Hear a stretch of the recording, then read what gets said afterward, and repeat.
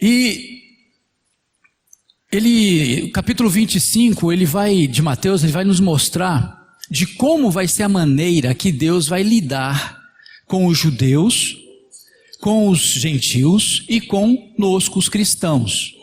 Então, o capítulo 25, ele vai dizer exatamente como é que Deus vai tratar com cada um.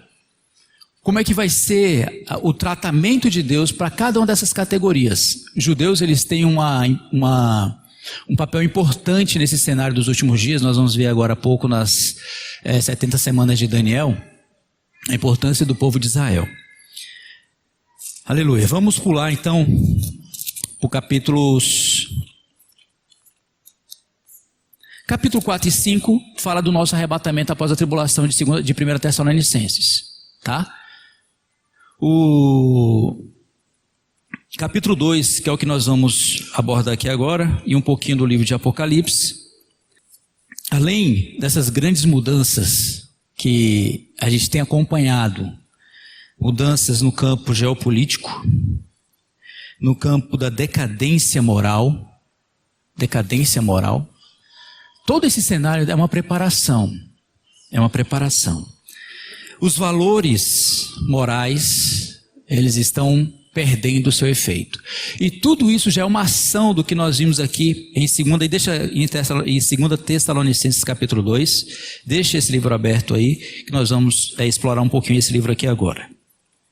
E vamos chegar nas 70 semanas de Daniel, que nós vamos terminar a nossa comunhão. Todas essas características aqui, irmãos, elas determinam que nós estamos de fato caminhando para o tempo do fim. Lá em Daniel, mantenha o seu dedinho aqui em Tessalonicenses, não sai daqui, nós vamos fazer sempre Daniel, Mateus, Apocalipse, nós vamos fazer sempre assim, mas sempre Tessalonicenses 2. Aqui em Daniel, no capítulo 7, no versículo 25, referindo-se à influência do anticristo,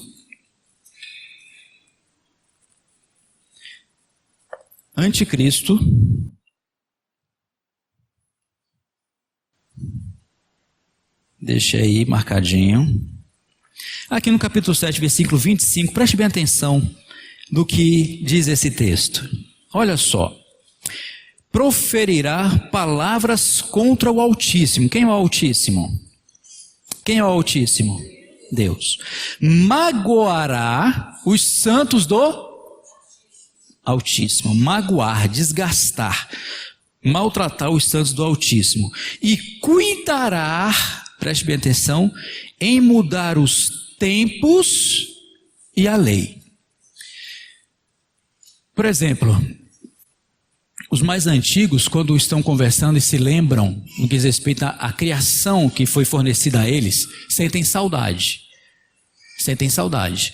Nós, mesmo no Brasil, mesmo um país como o nosso, nós havíamos valores muito bem estabelecidos.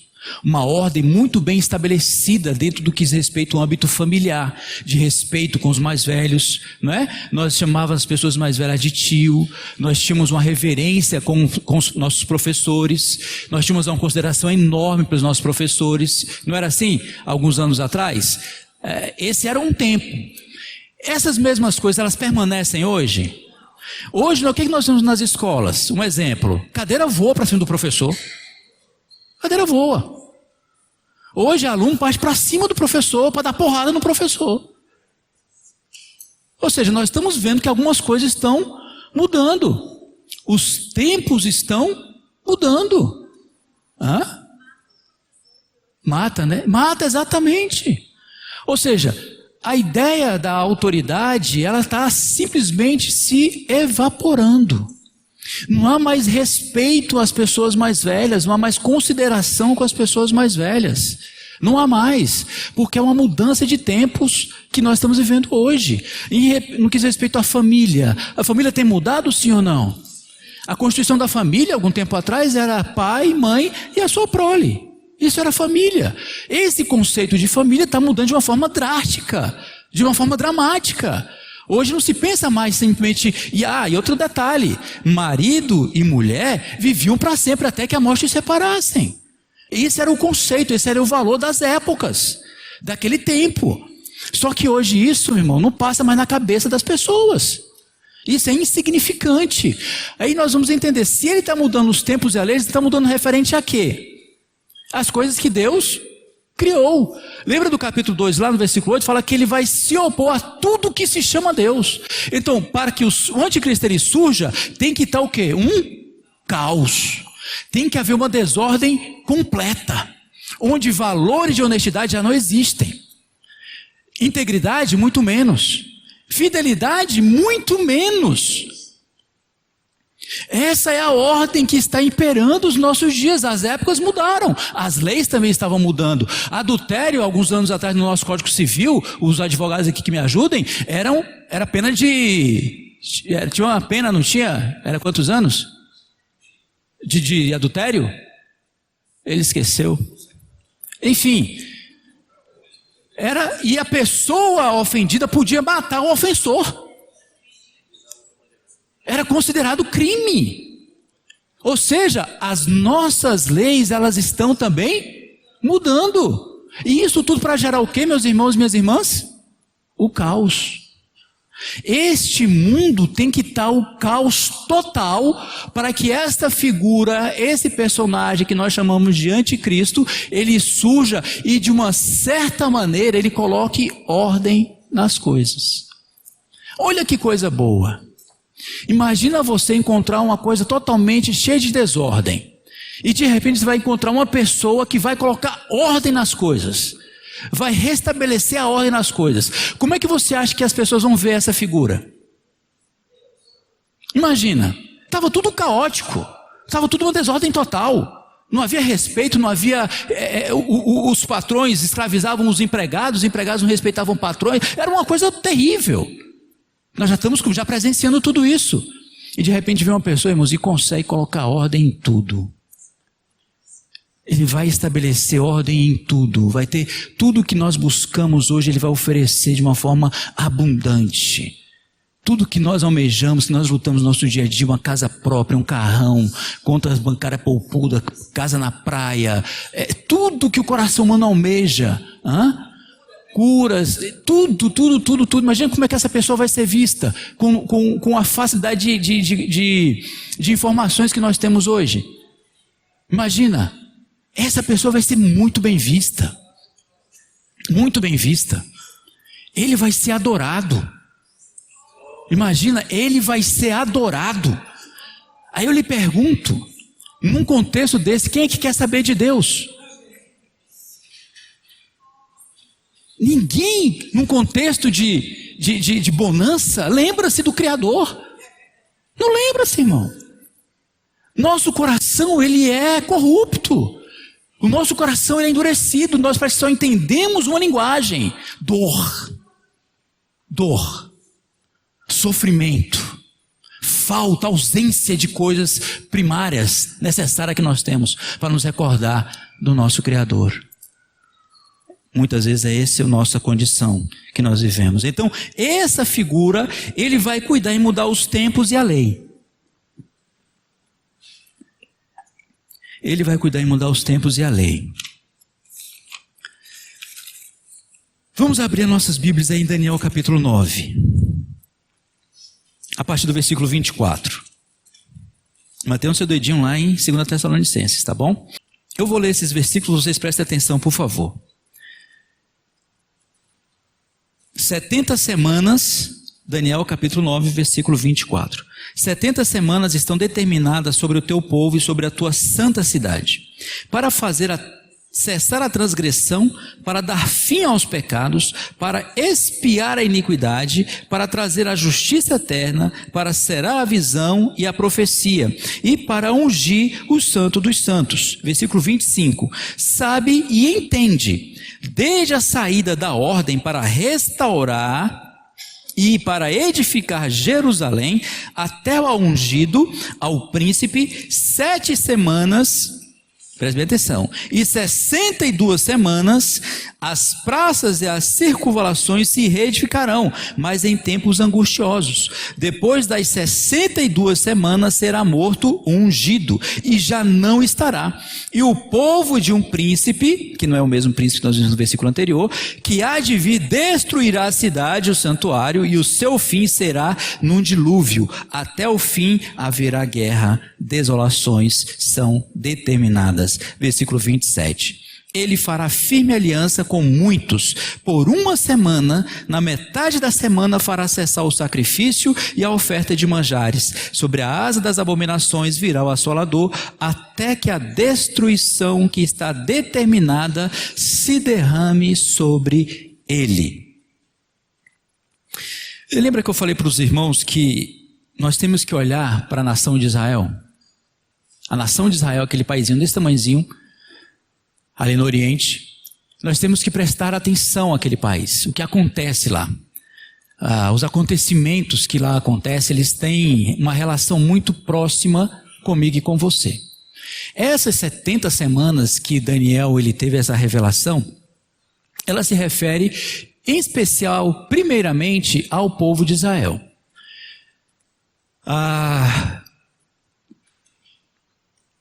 Primeira semana que ele se refere aqui, ele fala no versículo 24, 70 semanas estão determinadas sobre o teu povo, Israel, e sobre a sua santa cidade, Jerusalém, para fazer cessar a transgressão, para dar fim aos pecados e para expiar a iniquidade. Eu vou ter que ir mais rápido, para a gente poder ganhar tempo, porque ainda eu quero voltar no capítulo 2 ainda, quero falar de algumas coisas lá. Vou falar dessas 70 semanas de Daniel. A primeira semana de Daniel são semanas, para nós podermos compreender, elas são semanas de anos. Então, 7 semanas, vezes 7 dá o quanto? 49 anos. O rei Artaxerxes, ele deu uma ordem, Artaxerxes I, lá na Pérsia, para Neemias. Volte para poder restaurar novamente Jerusalém, que estava desolada anteriormente. Então vocês vão voltar e vão reconstruir a cidade. A partir desta ordem, até a conclusão da cidade, das circunvalações, dos muros, etc. e tal, levou-se 49 anos precisamente. Isso é espantoso. É espantoso. Durou-se exatamente a reconstrução de Jerusalém, com as suas circunvalações, com Esdras e Neemias, exatamente 49 anos. Então esse foi a primeira semana das 70. O segundo período é 62 semanas, que daria quantos anos? 434 anos. Depois da reconstrução de Jerusalém, 434 anos depois, precisamente, Jesus foi morto. Precisamente, 434 anos depois, Jesus foi morto. Precisamente. Nem um dia, nem uma hora a mais. Exatamente 434 anos. Irmãos, isso é a profecia bíblica. Todos os acontecimentos desse período, das 70 semanas, nós vamos falar da última semana, que é que vai falar mais um pouco conosco. Nessas 62 semanas, até a morte do ungido, olha só, do versículo 25.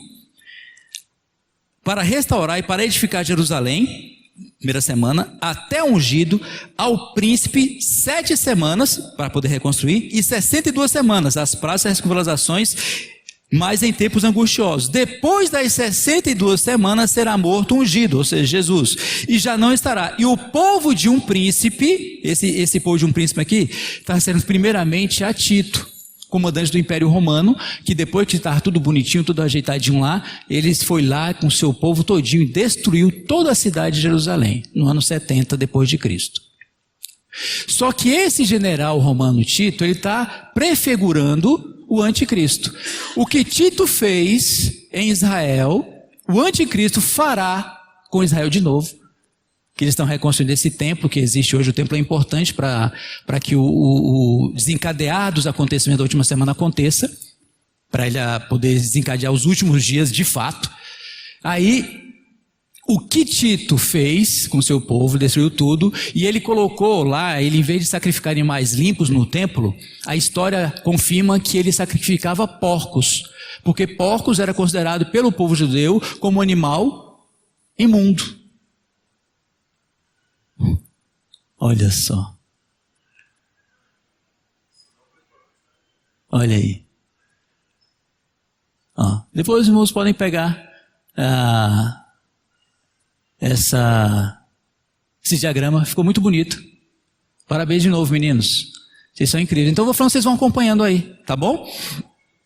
Aí vamos ver se a gente vai na mesma linha.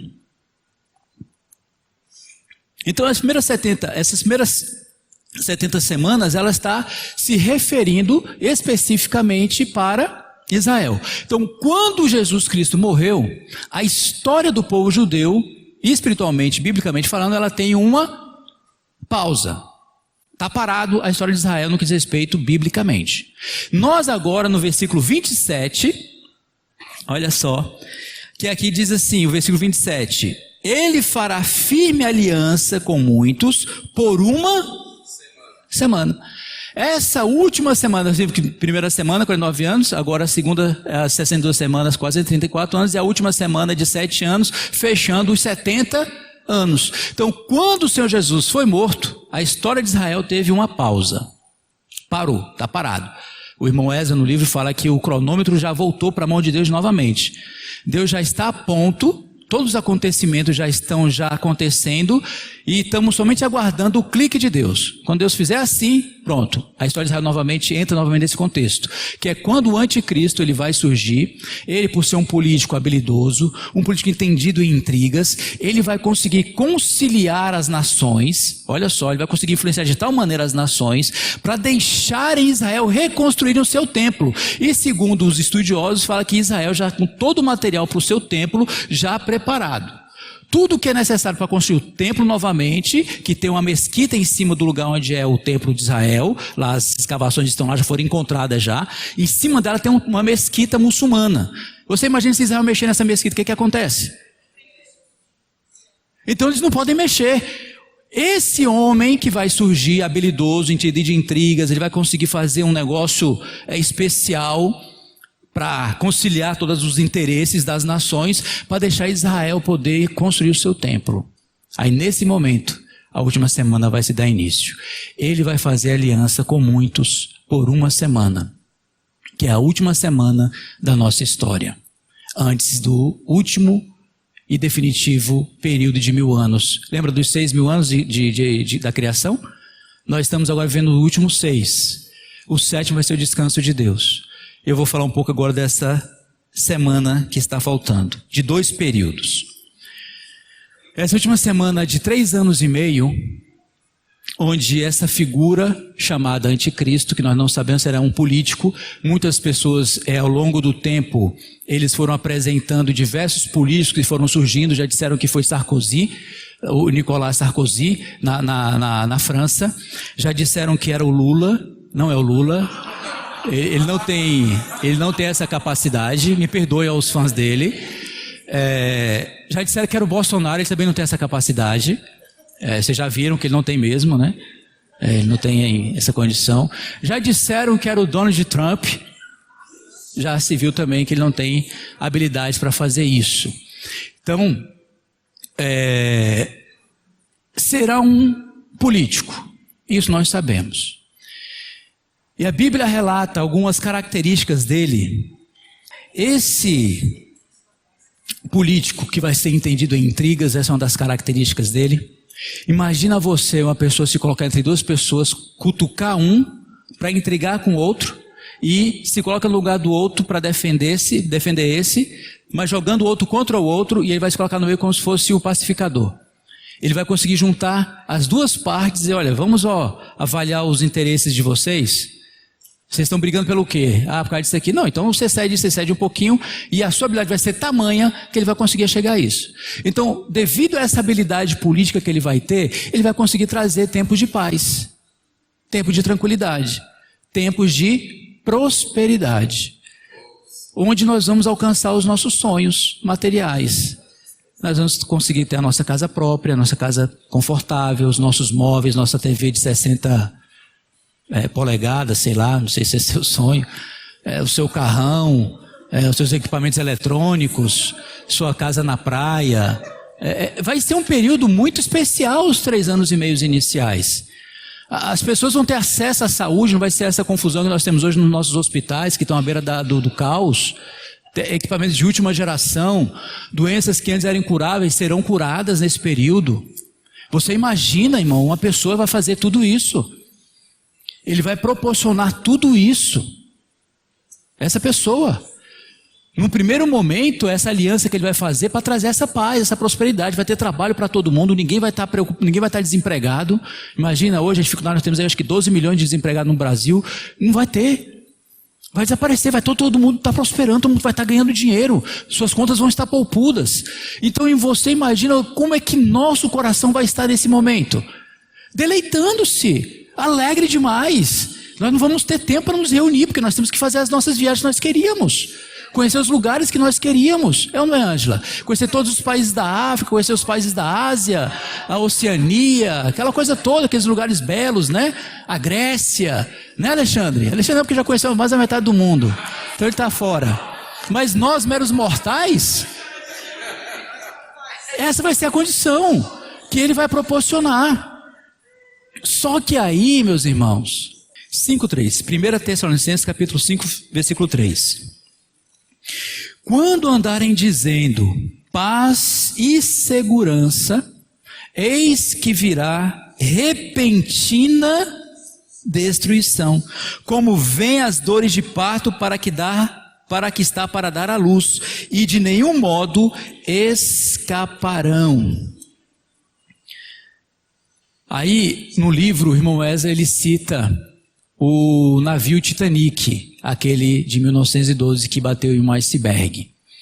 Todas as pessoas dentro daquele navio estavam divertindo-se, estavam aproveitando a oportunidade de estar passeando em um transatlântico enorme, gigante, música, comida, luxo, tudo. Estavam lá totalmente despreocupadas. E o telegrafista que estava recebendo os telegramas das pessoas que mandavam, parabenizando para quem estava no navio, mandou avisos para ele: olha, avisa para o capitão que tem iceberg à frente. Mandou 5 avisos. 5 avisos. Para nós acho que já foram mais. Mas naquele navio foram 5 avisos. Avisa para o capitão que tem iceberg à frente. Mas o telegrafista, com tantas mensagens de: olha, que bom que você está aí, eu queria estar no seu lugar, nossa, eu queria estar aí com você agora, olha, parabéns, é o seu aniversário, que bom você estar nesse navio, né? Saindo da Inglaterra para os Estados Unidos, vai bater recorde, você vai sair no jornal, aquela coisa toda. Então, o telegrafista que recebia os telegramas, ele considerou que essas informações eram mais importantes do que dizer para o capitão que havia iceberg na frente. E com esse desleixo, o telegrafista, 1.517 pessoas morreram aquela noite. Eita, gente do céu. Que é isso de Jesus Cristo? É isso aí, é desse jeito mesmo. Então, muitas vezes, nós estamos vivendo no Titanic, despreocupados, como diz, buscando essa paz, essa segurança. Não é errado fazermos isso. Mas quando o foco da nossa vida se torna estas coisas, aí é onde nós começamos a cometer os erros que nós cometemos. Porque nós vamos ignorar que um dia, muito próximo, nós vamos nos encontrar com o nosso Senhor e Salvador. E como é que nós vamos nos encontrar com Ele? Como é que eu e você vamos responder ao nosso Criador? O que nós vamos dizer para Ele naquele dia? Eu estava ocupado demais em buscar as minhas coisas. Eu tinha outras prioridades. E deixa eu dizer uma coisa para o Senhor. O Senhor não era uma delas. O Senhor não era uma prioridade. Eu sei que nós não gostamos muitas vezes de ouvir essas coisas, meus irmãos. Mas eu creio que é o que nós mais precisamos nesses dias. São palavras como essa. Tirando o açúcar, tirando o doce das palavras e colocando elas no seu devido lugar. Porque só assim, Deus, nós podemos nos preparar. Só assim nós vamos dar importância ao que tem importância.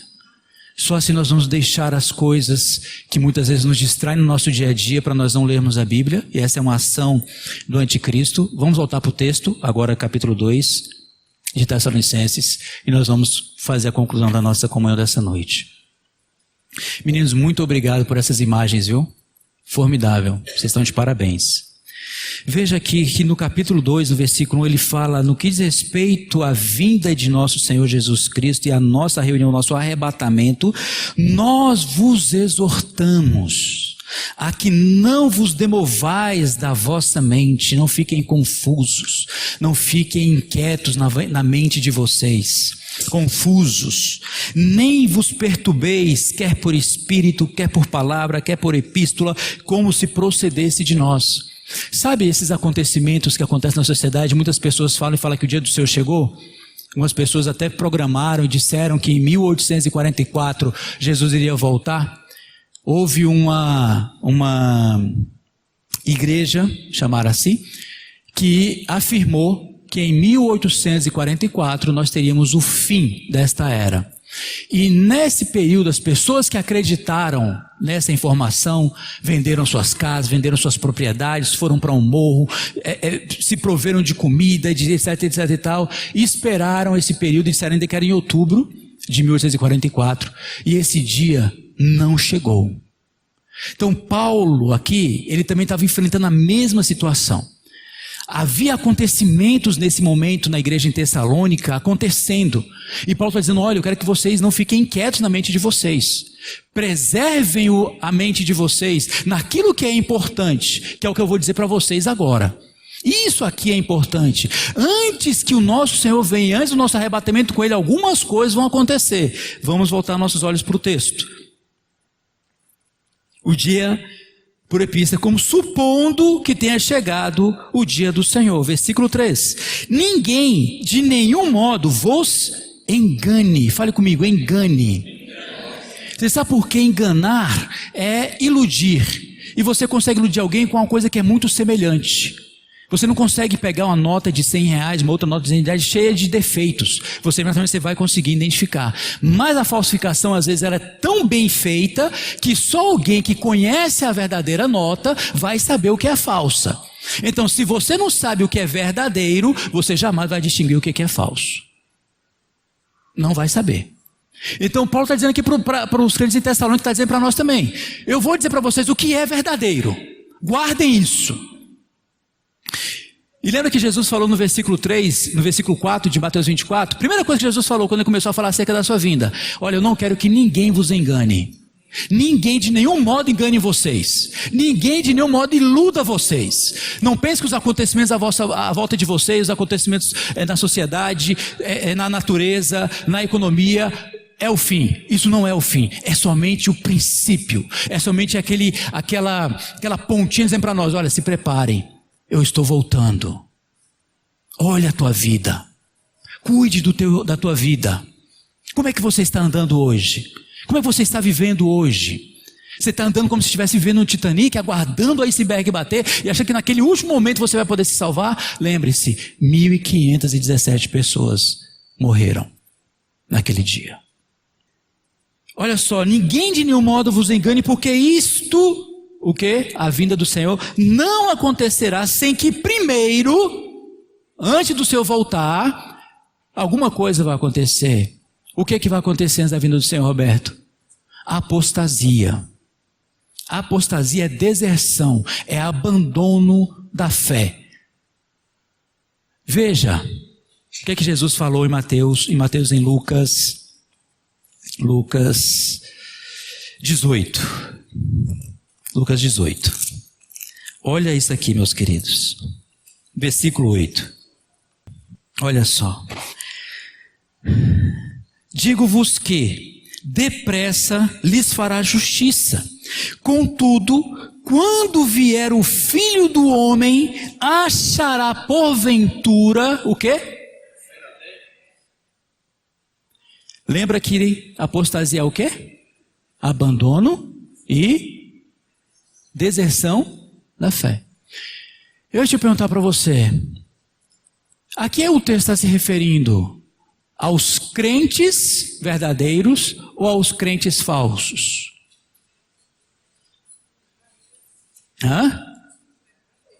Os verdadeiros? Não pode. Olha só, olha que interessante. Hoje, preste bem atenção nisso, meus irmãos. O texto que nós acabamos de ler, ele traz muito alerta para nós. Muito alerta. Por isso que nós temos que estar sempre checando em que está a sua fé, em que está a sua confiança, em que você confia de fato. Em que está a sua confiança? Em que você está depositando a sua confiança para a tua salvação? É na sua bondade? É na sua ausência, entre aspas, de cometer pecados? É na sua bondade natural? É no seu esforço de tentar fazer o bem? É nisso que está apoiado a sua fé? Ou a sua fé está exclusivamente, unicamente, exclusivamente apoiada no Senhor Jesus Cristo? Porque somente Ele é digno da nossa fé. A fé salvífica, a fé que salva. Então, um crente verdadeiro, ele não tem possibilidade de abandonar a sua fé, ainda que ele desanime na fé. Porque a Bíblia nos fala que aqueles que pertencem ao Senhor, Ele vai trazê-los de volta. Assim voltarão os resgatados do Senhor. E voltarão cantando. Então, se pertence ao Senhor, vai voltar. Esse é o primeiro alerta, ele vai voltar. A pergunta que nós temos que saber: em que está apoiada a minha fé? Então essa apostasia dos últimos dias vai ser uma apostasia àqueles crentes nominais, aqueles que abarrotam muitos templos, que conhecem todos os versículos, que andam de acordo com o crentez que existe, mas ele interiormente, o hino que nós cantamos, vivem na aparência da cristandade. Ele se veste até como um crente, ele fala até como um crente, ele conhece os termos dos crentes, mas interiormente ele não tem essa realidade. O seu relacionamento com Deus não existe. Ele não está disposto a obedecer ao seu Senhor, porque Ele, além de salvar você, tem que também se tornar o seu Senhor. Você tem que estar disposto a obedecer aquilo que Ele manda, o que hoje muitas vezes nós não estamos dispostos a fazer. Nós hoje estamos burlando, subornando-nos a nós mesmos para desobedecer ao Senhor, seja nos nossos relacionamentos, seja na nossa comunhão pessoal. De alguma maneira nós estamos tentando trazer um agrado para nós. Eu falei aqui há alguns tempo atrás, muitas vezes nós estamos adorando a nós mesmos e não ao Senhor. Nós estamos buscando os nossos interesses e não os interesses de Deus, porque de acordo com Mateus 7:21 lá fala que todos dirão Senhor, Senhor, mas não entrarão no seu reino. Não vão ter participação no seu reino.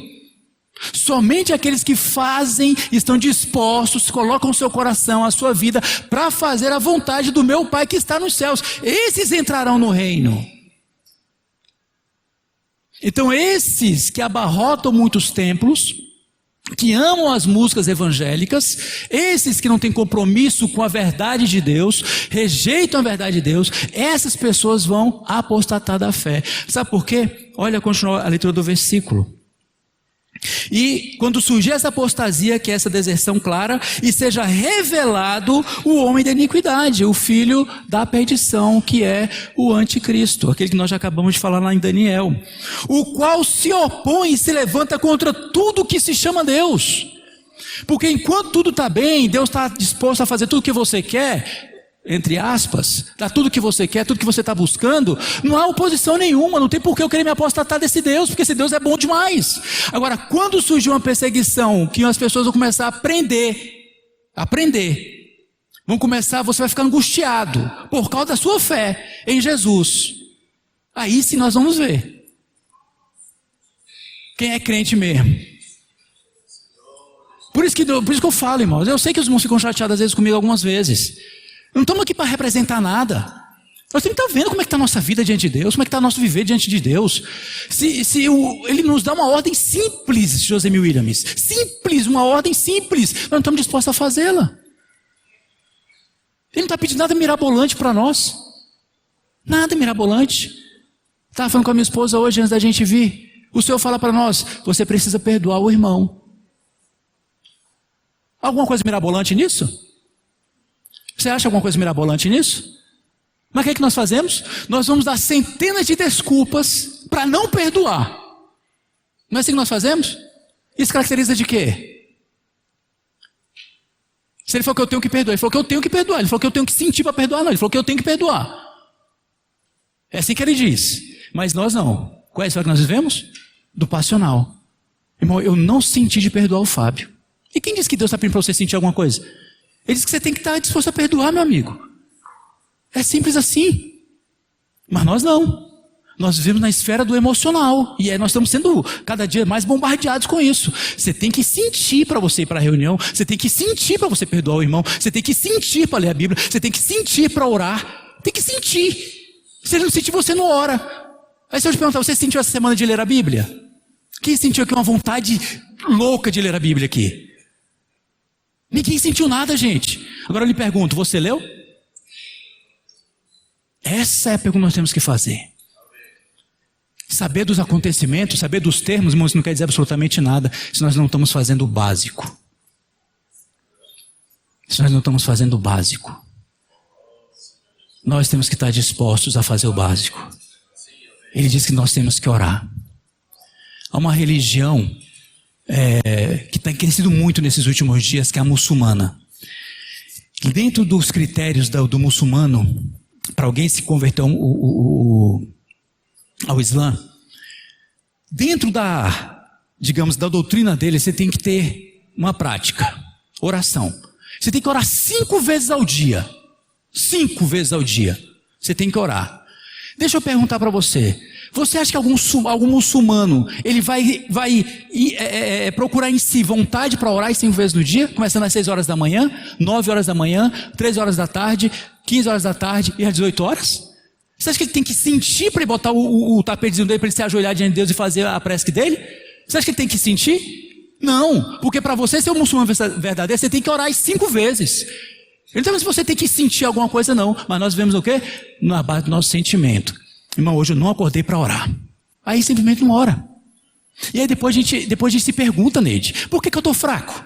Por que eu estou desanimado? Por que os irmãos não são mais como era antigamente? Nós começamos a fazer essas perguntas e vamos nos perdendo nesse processo todo, esfriando o coração, perdendo o amor pelos irmãos, perdendo o amor pelas pessoas, perdendo o amor pela própria família, porque hoje as famílias se divergem, se separam por qualquer coisa. O que é isso? Porque não estamos dispostos a obedecer, meus irmãos. E aí nós vamos ficar sabendo do final dos tempos e não vai mudar nada na nossa vida, se as coisas básicas nós não estamos fazendo. As coisas básicas. Você tem que ir em Meca pelo menos uma vez na vida. Um muçulmano, na verdade, tem que ir pelo menos uma vez em Meca na vida. Ele tem que ir lá. Se ele tem que ir. Nós temos uma instância, a Árvore da Vida, que é um lugar extraordinário. Não é uma norma para você ir lá. Você não vai ser um crente verdadeiro se você não for ou não for. Mas faz parte da nossa vida. Parte da nossa vida. Parte. Não se entendem isso. Mas nós temos muita dificuldade, meus irmãos, porque ele se opõe contra tudo que é Deus. O teu trabalho se opõe a você buscar a Deus. Às vezes a tua casa, irmão, é o maior opositor de você buscar a Deus. A tua casa é o maior opositor de você buscar a Deus. Porque a quantidade de distrações que nós temos nos nossos lares é uma coisa incrível. Incrível. Antes nós tínhamos que disputar um televisor. Hoje cada um tem um televisor na mão, com acesso a uma porção de coisas nessa vida. Eu te pergunto, ao final, depois de nós termos visto tudo que nós vimos, nós vamos ter condições de te queremos orar? Nós vamos ter disposição para queremos ler a Escritura Sagrada? Nós vamos ter, irmão? Seja sincero comigo, nós vamos ter? Não vamos, irmão, porque nós estamos cheios, nós estamos abarrotados de coisa. Sabe por quê? Nós estamos achando que nós estamos vivendo no Titanic. Os avisos estão vindo, mas sabe o que a gente está fazendo? Pega os avisos e bota embaixo. Ah, mandou outro aviso, bota embaixo de novo. Ah, viu? Bota embaixo de novo. Nós temos coisas mais importantes para fazer. Nós temos coisas mais interessantes para fazer nessa vida do que ler a Bíblia. Nós temos coisas mais interessantes do que passar algum tempo de joelhos orando, ou sentado, ou deitado, ou não sei. A Bíblia diz que você tem que orar. Do jeito que você vai orar, eu não sei, mas você tem que orar. Eu e você temos que orar. E aí não importa se eu estou sentindo, se eu fui comovido ali para poder orar, sentir um arrepio, irmão, quando eu hoje inspirado para orar, e orei 2 horas, orei 5 horas. Eu não quero saber disso. Eu quero ser amanhã, quando você acordar sem vontade de orar, se você vai orar. Essa aqui é a grande questão que nós temos que saber. Aí você sabe por que o muçulmano ele ora da forma que ele tem que orar? Isso independente de onde quer que ele estiver. Mas se você estiver andando lá no centro comercial, lá, no meio daquelas lojas todas lá, se chegou no horário dele, não quer nem saber, meu amigo. Ele vai estender o tapetezinho dele lá no chão e vai se orar lá ali mesmo. Você quer preocupar se as pessoas vão chamar de ridículo, de religioso, de não sei o que lá? Você está preocupado com isso? Está não. Porque ele sabe que ele tem que orar. Porque ele crê no Deus que ele está servindo. Ele tem convicção de que quando ele ajoelha, ele está falando com Deus. Ele não está ali falando, Senhor, eu não estou sentindo nada, então eu estou parando, tchau.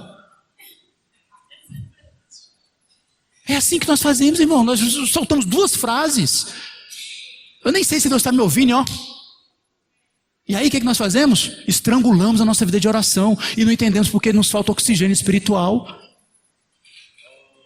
Não estou compreendendo? Veja que ele se levanta, essa esfera do anticristo já está operando hoje. Ele está removendo de nós o amor pela verdade, está removendo de nós o amor pela oração, está removendo de nós o amor pela escritura sagrada, está removendo isso, e nós não estamos nos dando conta. Nós não estamos nos dando conta. Nós estamos entregando isso para terceiros. Queremos que terceiros façam isso para nós.